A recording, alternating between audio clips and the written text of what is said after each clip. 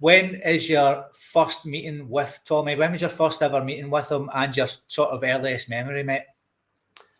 Well, I obviously remember him as the player.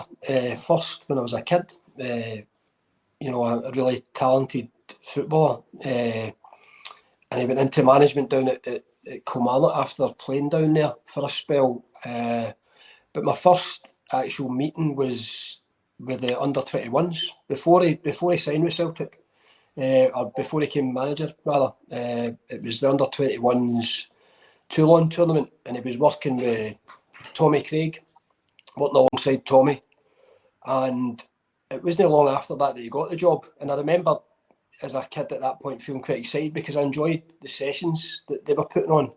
It was really good quality sessions when he was working with the Scotland setup, and I thought, well, you know, we're going to get a lot more of that when he comes on board as manager at Celtic. But briefly after that, just before he came, it was Tenerife 94, as you say, 94.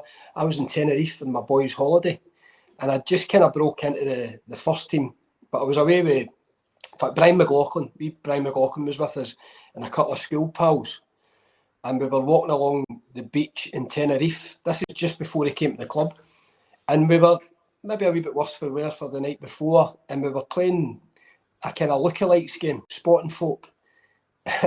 And I went, there's Tommy Burns.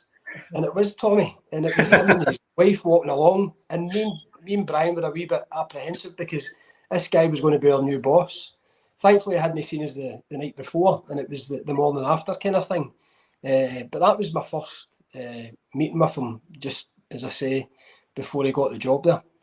Brilliant, man. What a story that is.